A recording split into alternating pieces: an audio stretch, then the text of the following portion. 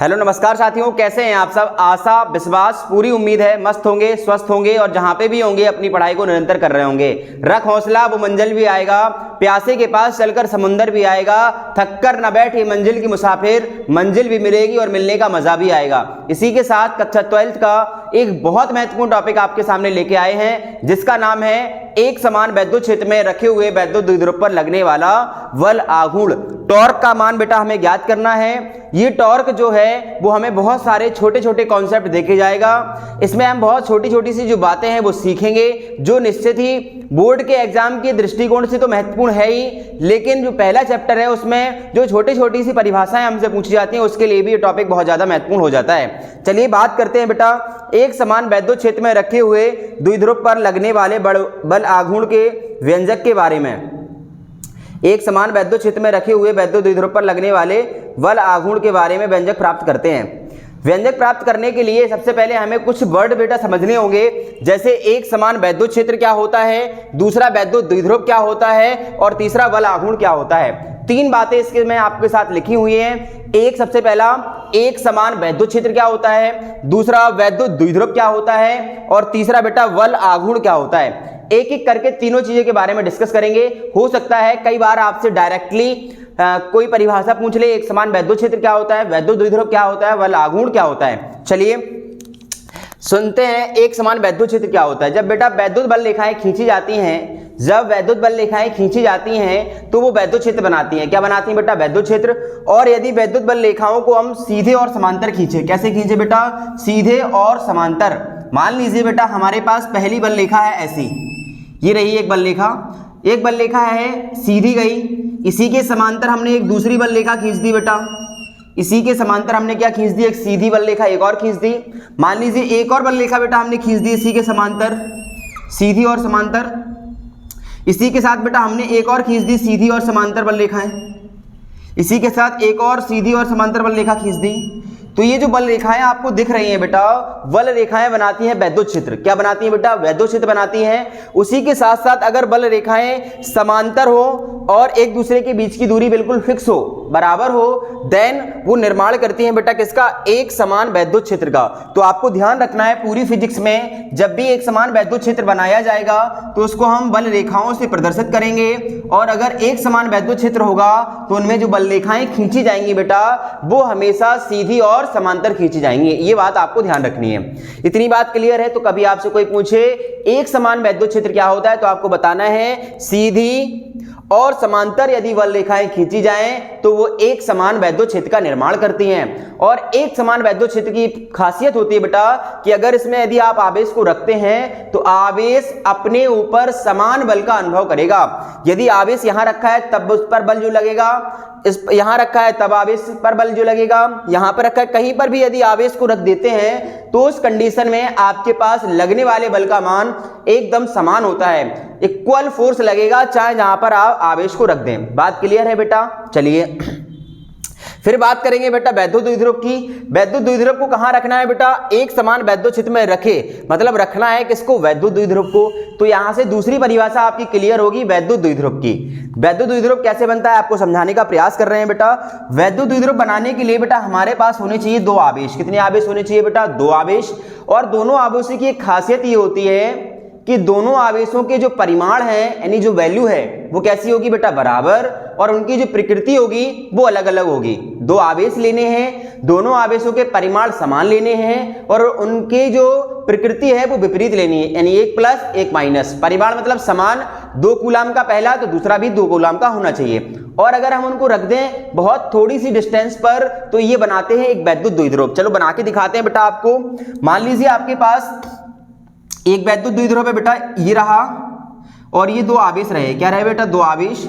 ये लीजिए हम आपके पास दो आवेश रख दे रहे हैं और ये हमने इनको मिलाते हुए एक लाइन खींच दी। मान लीजिए एक आवेश है माइनस क्यू बेटा और एक आवेश क्या है? प्लस क्यू है।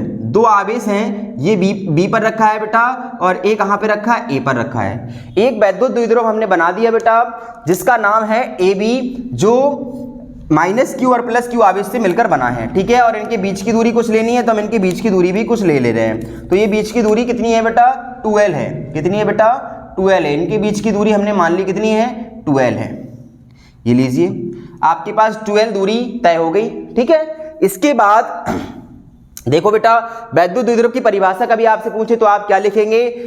परिमाण में समान, देखो क्यू यहाँ पे है, क्यू कहाँ पे है, परिमाण में समान किंतु प्रकृति, मतलब आवेश में अलग अलग, किंतु प्रकृति में विपरीत आवेश अगर कुछ दूरी पर रखे होते हैं तो इस प्रकार का बना हुआ निकाय वैद्युत द्विध्रुव कहलाता है। तो हमने एक समान वैद्युत क्षेत्र में किसको रख दिया बेटा? वैद्युत द्विध्रुव को रख दिया। ठीक है, चलिए आगे बढ़ते हैं। अब कह रहे हैं लगने वाला बल आघूर्ण कितना होगा? बल आघूर्ण बेटा टाउ होता है, इसको टाउ से प्रदर्शित करते हैं। बल आघूर्ण को आपने 11th में सीखा होगा, टाउ को किससे प्रदर्शित करते हैं? बल आघूर्ण को टाउ से प्रदर्शित करते हैं। एक बात बहुत ध्यान से सुनना है आपको, बल आघूर्ण क्या होता है सुनिए। जब किसी भी ऑब्जेक्ट पर, जब किसी भी निकाय पर दो बल काम करें, कितने बल काम करें बेटा? दो बल। अगर दो बल काम करते हैं, जैसे मान लीजिए एक अपने पास कोई सिस्टम है, एक निकाय है, एक वस्तु है, उस पर एक बल लग रहा है बेटा इधर को, क्या को लग रहा है? इधर को, ऐसे खींच रहा है, और एक बल लग रहा है इधर को, ऐसे खींच रहा है। तो इसको क्या करेगा? रोटेट करने का काम करेगा, ऐसे घुमाने का काम करेगा। एक बल इधर को खींचेगा, एक बल इधर को खींचेगा। दोनों बल जब लगते हैं अपोजिट दिशा में, कहां लगते हैं? एक अगर इधर को लग रहा है तो दूसरा इधर को लगेगा। दो बल यदि बराबर हो और अपोजिट दिशा में काम करते हैं तो उस स्थिति में बेटा उस निकाय पर एक क्या बनता है? बल आघूर्ण बनता है। क्या बनता है बेटा? बल आघूर्ण। चलिए अनुभव करके दिखाते हैं आपको इसमें बल आघूर्ण कहां बन रहा है। एक कॉन्सेप्ट वाली बात है, वो आपको ध्यान रखनी है। वो क्या है बेटा? अगर हमारे पास बेटा दो आवेश हो या कोई भी एक आवेश हो, मान लो प्लस क्यू आवेश या क्यू आवेश है आपके पास, वो वैद्युत क्षेत्र में रखा हो बेटा, कहां रखा हो? वैद्युत क्षेत्र में। तो उसके ऊपर हमेशा एक बल लगता है। क्या लगता है बेटा?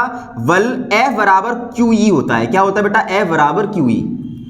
ध्यान रखना है आपको ये कॉन्सेप्ट आपको ध्यान रखना है। ये कैप्सूल मान लीजिए, क्या है? एक कैप्सूल है, इसका एक कैप्सूल है। जब कोई आवेश है बेटा, ये आया कहां से? दरअसल ये यहां से आया। E बराबर क्या होता है? F अपॉन Q होता है। वैद्युत क्षेत्र की तीव्रता आपने पढ़ी होगी, तो E बराबर क्या होता है? F upon Q। अगर क्रॉस मान के मल्टीप्लाई करते हैं तो हमारे पास निकल के आ जाता है F बराबर Q इंटू E। तो अगर कोई आवेश है, ध्यान रखना है आपको हमेशा, कोई आवेश अगर वैद्युत क्षेत्र में जाएगा, कोई आवेश अगर वैद्युत क्षेत्र में जाएगा तो उस पर हमेशा बल लगेगा F, वो किसके बराबर होगा? Q इंटू E के बराबर। अब हमने ये सीख रखा है बेटा, अगर कोई आवेश है उस पर अगर बल लग रहा है तो बल की दिशा भी होगी, ये बात फिक्स है। अगर बल की दिशा होगी तो बल की दिशा कहां होगी वो देखना है बेटा, ध्यान रखना है आपको। प्लस क्यू अगर आवेश है, कैसा आवेश है? प्लस क्यू के कारण जो बल लगता है, कारण बल वैद्युत क्षेत्र की दिशा में लगेगा। कहां लगेगा बेटा? वैद्युत क्षेत्र की दिशा में। ये भी बेटा कैप्सूल है। और माइनस क्यू के कारण जो बल लगेगा वो वैद्युत क्षेत्र की विपरीत दिशा में लगेगा। कहां लगेगा बेटा? विपरीत दिशा में। ठीक है, चलो अब देखो बेटा, हमने एक कॉन्सेप्ट सिखा दिया आपको। अगर आवेश वैद्युत क्षेत्र में जाएगा, आवेश वैद्युत क्षेत्र में गया तो दोनों आवेशों पर क्या लगेगा बेटा? बल लगेगा। दोनों आवेशों पर क्या लगेगा बेटा? बल लगेगा। लगेगा कि नहीं लगेगा? बिल्कुल लगेगा। दोनों आवेशों पर अगर बल लगेगा तो वो बल कितना होगा? दोनों आवेशों पर अगर बल लगेगा तो उस बल का मान क्या होगा? वो देखना है आपको।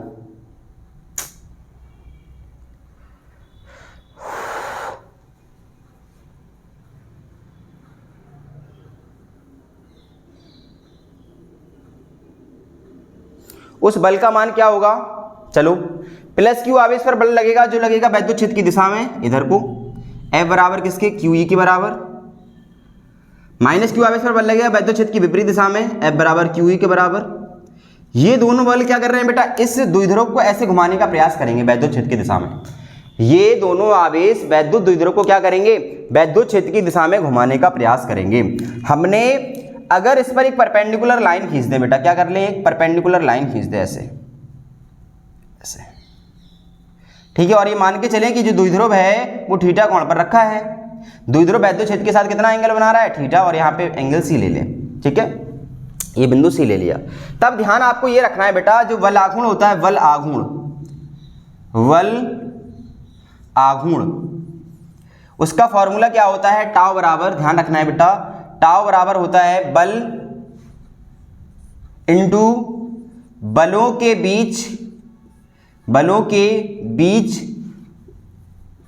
की क्रिया रेखा, बलों के बीच की क्रिया रेखा की लंबवत दूरी, ठीक है। ये वाली जो दूरी है लंबवत, ये बल हो गया, ये बल हो गया, इनकी क्रिया रेखा कहाँ, ये क्रिया रेखा, ये क्रिया रेखा, इनके बीच की लंबवत दूरी ये रही। तो इनका फॉर्मूला होता है बल आघूर्ण का, टाउ बराबर बल और बलों के बीच की क्रिया रेखा की लंबवत दूरी। तो टाउ का बेटा टाउ हो जाएगा आपके पास, बल का मान क्या हो गया एफ, और बीच की दूरी क्या हो गई बेटा BC, सॉरी हाँ ठीक है BC, लंबवत दूरी कितनी है BC। अब ध्यान रखना है बेटा, अगर हम त्रिभुज की बात करें, एक त्रिभुज हमने इसमें लिया है अगर BAC, तो क्या होगा, देखना थीटा के सामने क्या होता है बेटा, थीटा के सामने क्या होता है, लंब होता है, 90 के सामने क्या होता है, कर्ण होता है। थीटा के सामने क्या होता है, लंब, और ये क्या हो गया कर्ण। तो लंब बटे कर्ण कहाँ मिलेगा बेटा, साइन में। तो साइन थीटा हम जब आप लगाएंगे, साइन थीटा बराबर लंब बटे कर्ण। तो साइन थीटा का बेटा साइन थीटा, लंब की वैल्यू क्या है BC, लंब की वैल्यू क्या है BC, और कर्ण की वैल्यू क्या है AB, हो जाएगा कि नहीं। तो बेटा साइन थीटा का तो साइन थीटा रहेगा, यहाँ लिख ले रहे इसको, ये वाली वैल्यू यहाँ लाएंगे। साइन थीटा का तो बेटा साइन थीटा रहेगा, और BC की वैल्यू क्या ले लेंगे अपन लोगों को निकालना है बेटा, और AB की वैल्यू क्या हो जाएगी 12 हो जाएगी। एक मान के जब क्रॉस मल्टीप्लाई कराओगे आप तो BC बराबर क्या आ जाएगा, BC बराबर निकल के आ जाएगा 12 साइन थीटा, क्या आ जाएगा बेटा 12 साइन थीटा, आ जाएगा कि नहीं। तो ये आ गया आपके पास BC। अब यहाँ देखना ध्यान से, टाउ का तो बेटा टाउ रहेगा आपके पास, रहेगा कि नहीं। तो F का F रहेगा, F की वैल्यू क्या है, लगने वाला बल किसके बराबर हो जाएगा QE के बराबर, तो QE हो जाएगा आपके पास, ठीक है। और BC का मान कितना निकाल लिया 12 साइन थीटा निकाल लिया बेटा, हो जाएगा कि नहीं। तो टाउ का बेटा टाउ हो जाएगा। अब हम एक काम कर रहे हैं, Q इंटू 12 को पास में लिख रहे हैं और E इंटू साइन थीटा यहाँ लिख ले रहे हैं, हो जाएगा।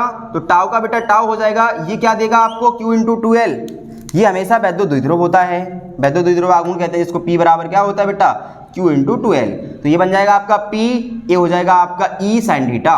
तो टाउ कितना लगता है हमेशा PE साइन थीटा, क्या लगता है PE साइन थीटा। हमें पता है ये वेक्टर क्वांटिटी है, ये भी वेक्टर क्वांटिटी है साइन थीटा, तो ये क्या देंगे आपको क्रॉस प्रोडक्ट देंगे, तो P क्रॉस E हो जाता है। क्या लिख सकते हैं इसको P क्रॉस E।